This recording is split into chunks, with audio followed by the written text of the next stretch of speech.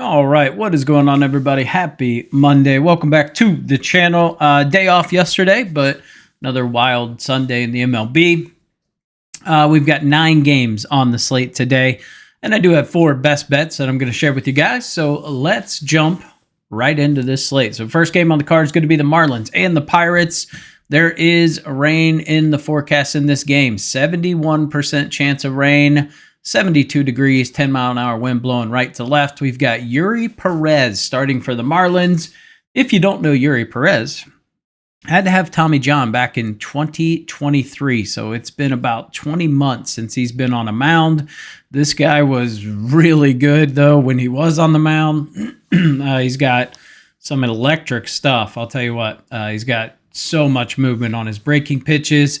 Fastball used to get up in like 99 range, so don't know what to expect. He had some really good rehab starts. Did get up to 82 pitches in his last start, so probably going to be somewhere in that 75 to 80 range in his first start back. But, you know, the nerves, this kid's still 22 years old, so don't really know what we're going to get out of him. Going up against Mike Burrows. On the other side, Burrows 1-1 with a 5.27 ERA. ERA does get a little bit better at home. He's got a 3.48 in 2 home starts. My only concern here is he's got a pretty bad average against righties, giving up a 290 average, 222 runners in scoring position. Still don't trust this bullpen. That said, they did just win some really tight games against the Phillies, but they had to use some bullpen arms.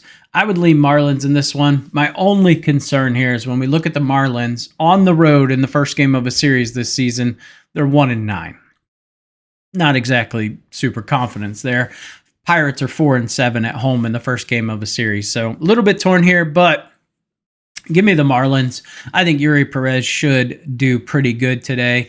So I like them to win at -108.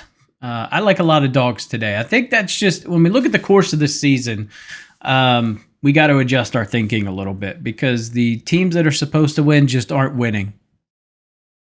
Last night in the Yankees game, Rodon versus Hunter Dobbins should have been a blowout, and they ended up getting spanked. It's freaking wild. So it's kind of how the MLB season has gone. So we're going to adjust a little bit. All right, next game. Going to be the Reds and the Guardians. Wade Miley, good old Wade Miley. He's like 57-year-old lefty going up against Luis Ortiz. Ortiz has definitely been throwing the ball better as of late. That said, I think the Reds should be able to get to him. They're decent hitting the fastball and the slider right now. Something that the Reds really struggled with, 4 weeks ago was hitting the slider. Go back to like Max Meyer's start. When the Reds were in the Fishes Stadium and he had like 14 Ks or 12 Ks, whatever it was, all sliders. So Ortiz has a pretty good slider, but he lacks some control at times. This is a pretty big number to back the Guardians, but I will say Guardians are 15-8 at home when their line's more than 160. They're only 2-3 at home, though, when Ortiz is pitching. They are 1-4 to the under. So I do lean under in this game, under 8.5. Just both of these teams gravitate towards the under. Reds are under in 59% of their games this season. Guardians are under in 53% of their games this season. I think it's worth taking a stab on the Reds. They've been pretty hot. They've won 3 in a row. They looked really good in that D-back series. I thought yesterday, honestly, we wouldn't see much offense. Just when we look back at the numbers, the Reds, after scoring 10 or more runs, hadn't won a game in 2 years. So they broke a trend there. But it might be worth a sprinkle on the Reds. Not gonna touch this game. I'll be rooting for the Reds, but probably won't have any money on it there. Next game is going to be the Cubs and the Phillies. Matthew Boyd going up against Zach Wheeler. Now, Wheeler going up against a lefty at home. Going back to last season, he's 7-1. So he's got some really good numbers. Phillies are 7-3 at home in the first game of a series. What I like here is the under. So I want to juice this. I'll take the 8, so we bring the push in. But you can get under 8 at -126. We do have the wind blowing in today. It's going to be 72 degrees. Slight chance of rain. What I like here is when we look at the Phillies at home, when their pitcher has about a 3 ERA and they're facing a guy with a 3 ERA, they're 2-17-1 to the under. So we've got some really good numbers here that say take the under. We know the Phillies have been struggling with the sticks. Bryce Harper's on the injured list for at least another week. Really struggling. Over the last 2 weeks, hitting 163 against lefties. That's dead last in baseball. WRC plus of 43. Strikeout rates are high. I would lean Cubs in this one. I think you're getting really good value to take the Cubs. Last 10 games, the Phillies are 1-9. They've lost 5 straight. So I don't think coming home's going to cure a lot of the issues they've had. Boyd, he's okay. We know he's capable of, getting smacked around. The Reds proved that when they started off with like 5 straight hits against him, but he's got a 3.50 ERA on the road. Only thing that scares me is runners in scoring position. He's not been great. He's got a .370 average with runners in scoring position, but this pitch mix for Wheeler's not good. Fastball, the Cubs haven't been great. They're 21st in that, but everything else he throws, they're top 5 in. So, it's going to be a lot of fastballs for Wheeler. He throws fastball, cutter. He throws sinker, slider, and a curveball. But, the cutter, sinker, slider, curveball, the Cubs have been absolutely mashing. So I think you're getting good value to take the Cubs here off a loss. Both teams are traveling, so it's not like there's a rest advantage here. And the Cubs bullpen's just way better. They're actually the number 1 bullpen last 30 days, believe it or not. Phillies are 21st. We've seen guys like Romano blow several saves. They used Kerkering yesterday. There's just some arms that I don't love in that pen. So this will be a Cubs spot for me, but I do like the under. So the under is the official play. Next game is going to be the Rays and the Red Sox. We've got Brian Bayo going up against Shane Baz. If the wind were blowing out here, this is an easy over to me. But the wind is going to be blowing in. There's a real good chance of a delay or potentially a cancellation in this one. It says 23% chance of rain, but I've seen some other things that show a much higher rate. It's going to be on the cooler side. It's going to be 60 degrees, but there is going to be a 10-mile-an-hour wind that's going to be kind of blowing in.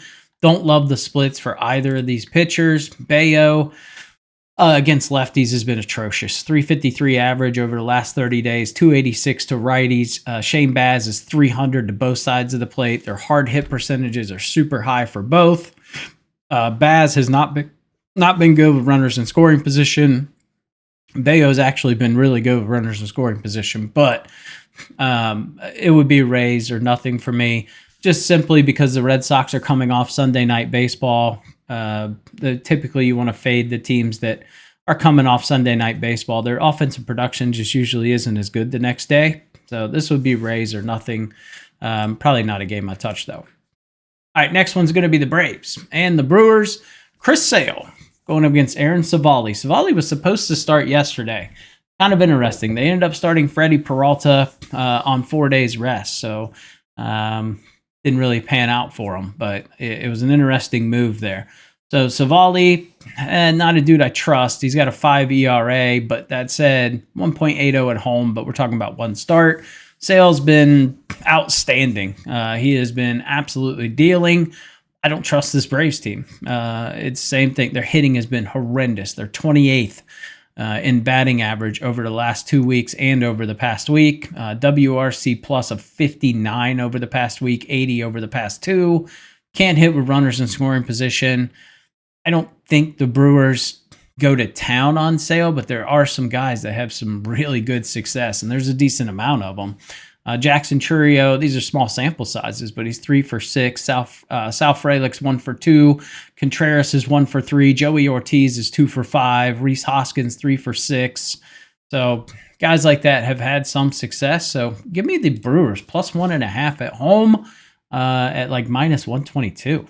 I don't think the Braves go to town. And even if they do, their bullpen's been terrible. So this is one where I think the Brewers are in it. I think it's a fairly low-scoring game. I would lean towards the under 7.5.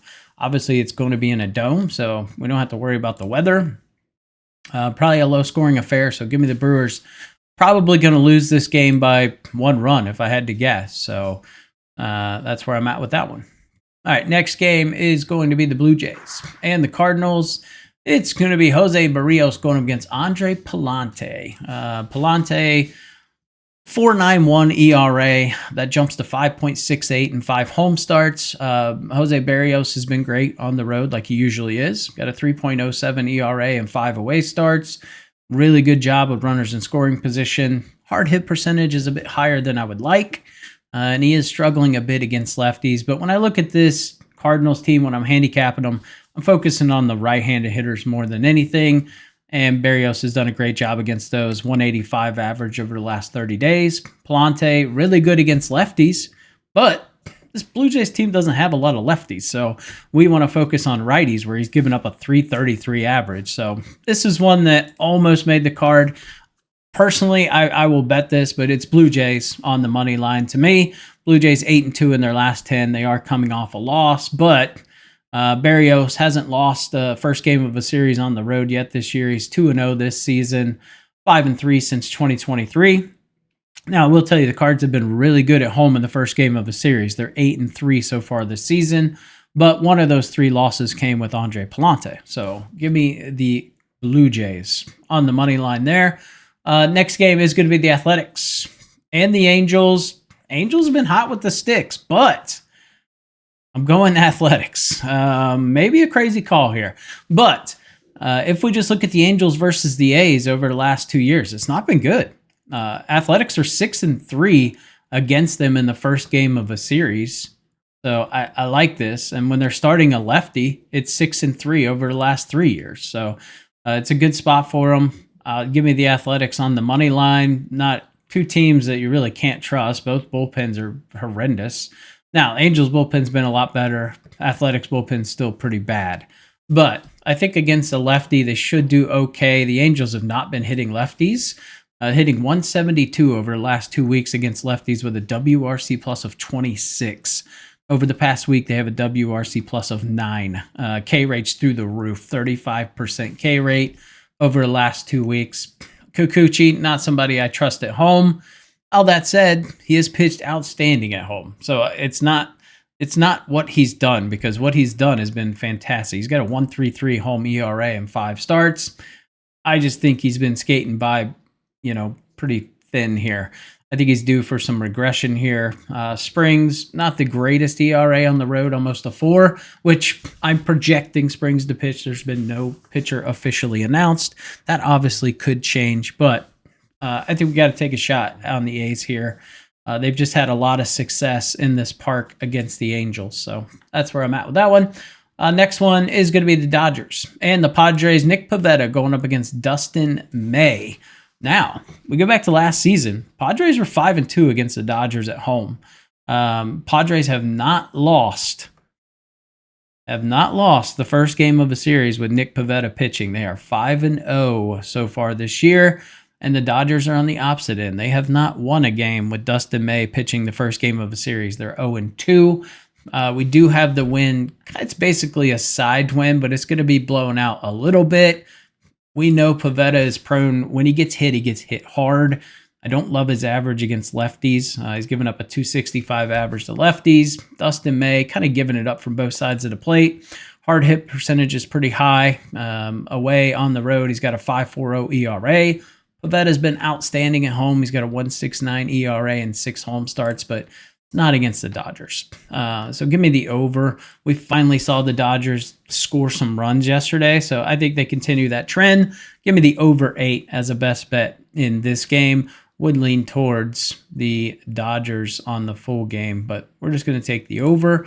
And then last game is going to be the Mariners and the D-backs. The reeling D-backs got swept by the Reds. That's sad.